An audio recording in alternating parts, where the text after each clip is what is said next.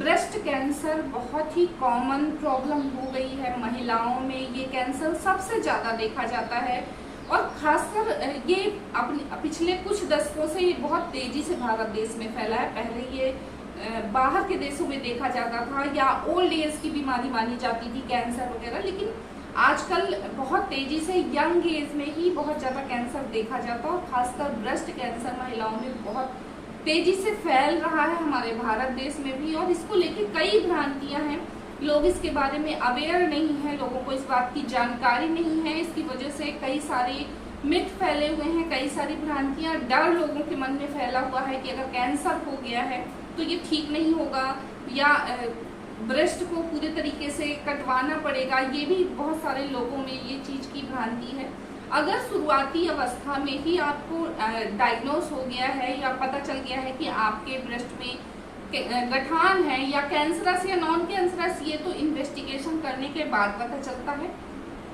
लेकिन आपके ब्रेस्ट में किसी भी तरीके की गठान है या आपके ब्रेस्ट में किसी भी तरीके का पेन हो रहा है या आपके ब्रेस्ट कड़े हो गए हैं या आपके ब्रेस्ट का कलर चेंज हो रहा है या आपके ब्रेस्ट में किसी भी तरीके का डिस्चार्ज हो रहा है, तो आप इस चीज को बिल्कुल भी नजरअंदाज ना करें। आप अपने डॉक्टर को दिखाएं। अगर शुरुआती अवस्था में पता चल जाता है तो इसको ठीक करना बहुत फर्स्ट स्टेज में पता चलने वाले जो गठाने होती हैं ब्रेस्ट की, उसको वो ठीक होने के चांसेस 98 to 99% होते हैं। और अगर सेकंड स्टेज में पता चलता है कि आपके ब्रेस्ट में किसी भी तरीके की गठान है तो उसको भी ठीक होने के 80% चांसेस होते हैं। थर्ड स्टेज में अगर आपको पता चलता है कि आपके ब्रेस्ट में कैंसर है या आपके ब्रेस्ट में गठान है तो उसको ठीक होने के सिर्फ 50% चांसेस ही रह जाते हैं। और फोर्थ स्टेज में तो बहुत ही कम हो जाते हैं ठीक होने के चांसेस, काफ़ी क्रिटिकल होती है, काफ़ी टाइम लगता है, इसका ट्रीटमेंट भी काफ़ी लंबा चलता है, काफ़ी मुश्किलें भी आती हैं। तो आप फर्स्ट स्टेज में ही, और ये आसानी से पता लगाया जा सकता है कि आपके ब्रेस्ट में किसी भी तरीके का गठान हो रहा है। आप सेल्फ इन्वेस्टिगेशन कर सकती हैं। आप हर महीने आप अपना ब्रेस्ट को देख के, अगर ब्रेस्ट की साइज चेंज हो रही है या ब्रेस्ट का कड़ापन हो रहा है, दर्द है या किसी भी तरीके का डिस्चार्ज है या आपके निप्पल में किसी भी तरीके का चेंजेस आप देख रहे हैं, तो आप इस चीज को बिल्कुल भी लापरवाही में ना लें। ब्रेस्ट कैंसर केवल महिलाओं में नहीं, पुरुषों में भी होता है, लेकिन ये केवल 1% ही पुरुषों में देखा जाता है, बाकी 99% ये महिलाओं में होता है और बहुत यंग एज में देखा जाता है। ऐसा नहीं कि ये ओल्ड एज की बीमारी है। 30 की एज के बाद कभी भी आपको ब्रेस्ट में गठान हो सकता है। तो इस वजह से अगर आपकी उम्र 30 साल है तो आप हर महीने अपने ब्रेस्ट का एग्जामिनेशन जरूर करें।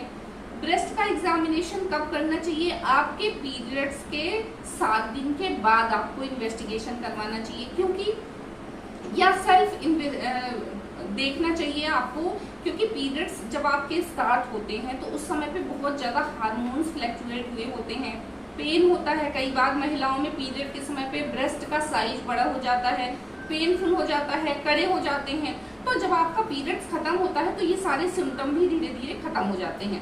तो पीरियड्स के 7 दिन के बाद 8वें दिन आप अपने बाथरूम में जाके सेल्फ आप देख सकते हैं कि आपके ब्रेस्ट में किसी भी तरीके के चेंजेस तो नहीं हो रहे हैं। ये इन्वेस्टिगेशन या सेल्फ जो है ये आप 8वें दिन ही करें, क्योंकि उसके बाद फिर से धीरे धीरे हार्मोन्स बढ़ने लगते हैं। ये क्योंकि हार्मोन्स महिलाओं में जो फीमेल हार्मोन्स होते हैं, एस्ट्रोजन एंड प्रोजेस्टेरोन, इनका बहुत इंपॉर्टेंट रोल होता है। खासकर आपके जो एस्ट्रोजन हार्मोन्स होता है, जब इसका लेवल बढ़ता है, इसके बहुत ज़्यादा फ्लैक्चुएशन होने की वजह से भी ब्रेस्ट में कैंसर देखा जाता है या ब्रेस्ट में गठान देखी जाती है।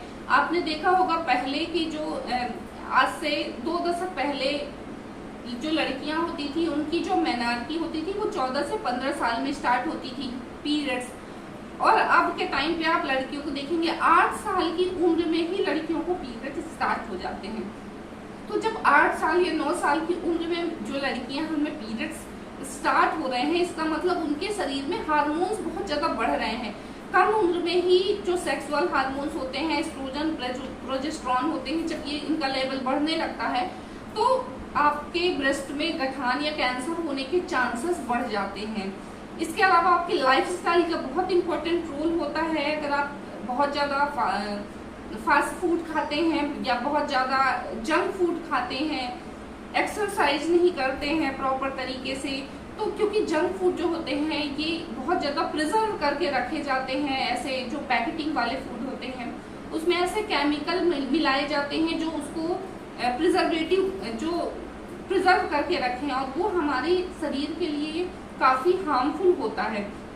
तो अगर लगातार कई सालों से आप इस तरीके के फूड खा रहे हैं, जंक फूड खा रहे हैं, या इस तरीके के पैकेटिंग वाले फूड खा रहे हैं, या ऐसे केमिकल आप यूज कर रहे हैं जो आपकी बॉडी के लिए बहुत हार्मफुल होता है, ये केमिकल बहुत ही छोटे अमाउंट में उस प्रोडक्ट में पाया जाता है, लेकिन अगर आप लगातार लंबे समय तक आप उस प्रोडक्ट का यूज करते हैं, कई बार कॉस्मेटिक में भी इस तरीके के केमिकल वाले प्रोडक्ट होते हैं, या आपके खाने में जो मैंने आपको बताया कि जो पैकेटिंग वाले फूड होते हैं, तो बहुत कम अमाउंट में होने के बाद भी अगर आप लंबे समय तक उसको आप ले रहे हैं तो वो आपकी इम्यून सिस्टम पे उस चीज का बहुत बुरा असर होता है, और वो धीरे धीरे जाके कहीं पे भी, ऐसा नहीं है कि सिर्फ ब्रेस्ट में ही, कहीं पे भी आपके बॉडी में ये प्रॉब्लम क्रिएट कर सकता है।